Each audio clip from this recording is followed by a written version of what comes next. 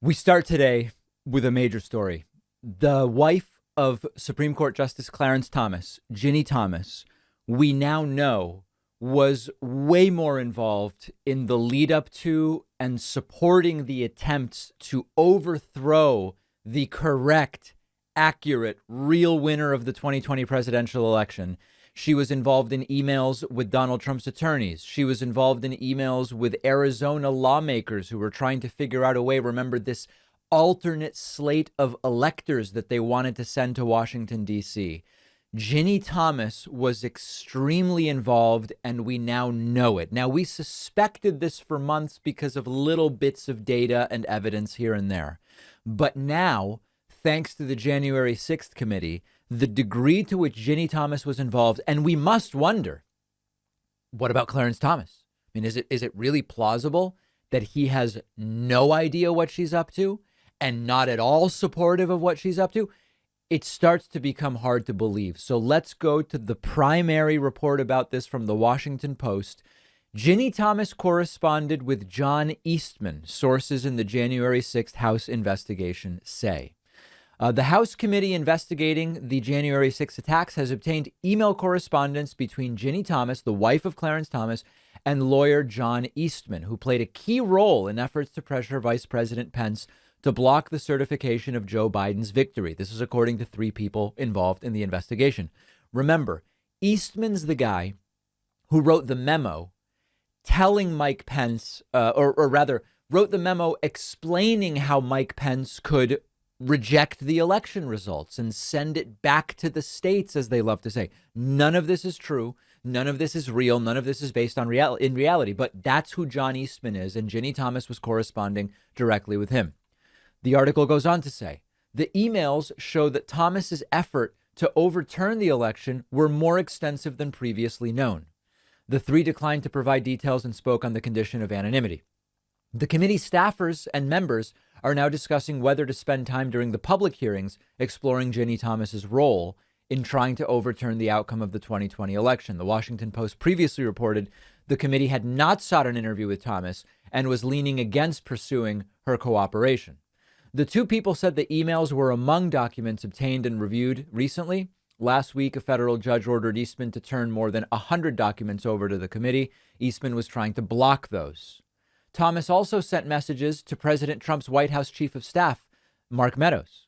This is Ginni Thomas was in touch with Eastman, Mark Meadows, and to Arizona lawmakers, pressing them to help overturn the election.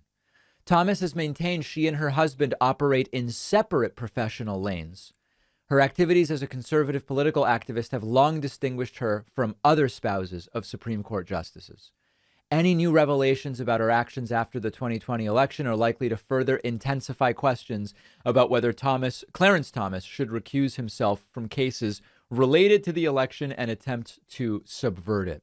This is a major, major deal. One other piece of this that I wanted to mention to you about the Arizona element. She was in touch with 27. Here we go. In the weeks after the 2020 election, Ginni Thomas repeatedly pressed Mark Meadows to overturn the outcome, as if he can do it. She told Meadows in a text she was disgusted with Pence, who didn't block the certification of Biden's victory. She said, "We are living through what feels like the end of America." And then during the same period, she was pressing Republican lawmakers in Arizona to help keep Trump in office by setting aside Biden's popular vote win and choosing their own electors, which is completely and absolutely bonkers. So this is truly madness. Now, there are reports that Liz Cheney, who's on the January 6th committee, has been hesitant or resisting really pulling in Ginni Thomas into part of the investigation. But these are absolutely questions that Americans deserve to see answered publicly, particularly if elements of the January 6th riots may come before the Supreme Court. I'm not sure about, that this, it would be a waste of time to bring Ginni Thomas in. Well, I don't know about that, but the involvement of Ginni Thomas needs to be looked at completely. And it It's damning that Clarence Thomas did not recuse himself on the January 6th document production case that made its way to the Supreme Court. Think about it. On the one hand, his wife is out there involved in trying to make certain things happen on January 6th, and also is mentioned in all sorts of the documents that are at issue. So his wife is related. She is a party to many of these documents and communications. And he then gets to decide whether it's appropriate or not, whether it's legally justified or not for documents to be released and turned over. That's outrageous. It's completely outrageous. And just think for a second. Imagine that it was Sonia Sotomayor's husband who was in a similar situation, who had been texting and emailing and pushing for the election to be given to someone other than the person who actually won. Do you think Republicans would be silent? No. It would be 24/7 on Fox News. The Hunter Biden laptop story, which is almost nothing. Look at how much coverage that received. Imagine if, a family member of Elena Kagan was it. It's outrageous. And this has to be explored. And there are so many extremists. Listen, they're not just close to the government. They're in government as well. But even on the periphery of government and on the periphery of power, they are everywhere. And it is very difficult to believe. Here we're making a judgment call. I don't know that much about Ginni and Clarence Thomas's relationship. But do we really believe that Ginni Thomas is this involved? She's contacting lawmakers. She's in touch with the president's chief of staff. She's in touch with John Eastman. And Clarence Thomas knows nothing, has no opinion, and is completely neutral about what she's doing, right? Like, imagine that.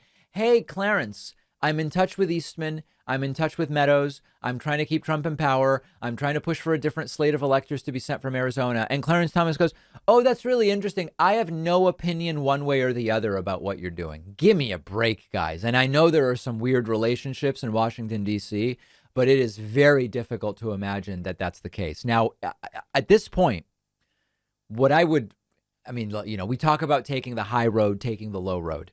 Democrats should do what Republicans would do if the situation was reversed.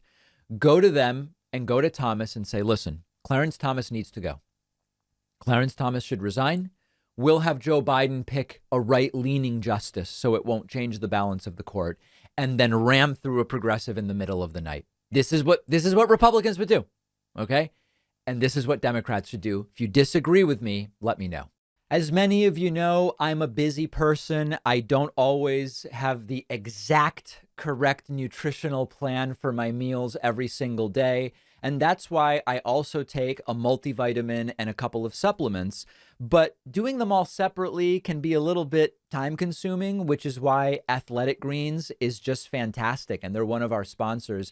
I've been using the Athletic Greens since last year. It just really simplifies nutrition. I just do a scoop of the AG1 and I'm getting 75 high quality vitamins and minerals and my probiotics, and it's all from whole food sources. I drink it in the morning. I know I'm good. I don't have to be messing around with different pills and supplements or whatever, or spend time planning what time of day do I need to take each one. I just get it all with one scoop. You can put it in a smoothie. You can drink it straight. It tastes great. And then I'm just good for the day. It supports gut health, and I'm getting everything that I need and I'm looking for. Athletic Greens is giving my audience a free 1-year supply of vitamin D plus 5 free travel packs when you go to athleticgreens.com/Pacman, and the link is down below.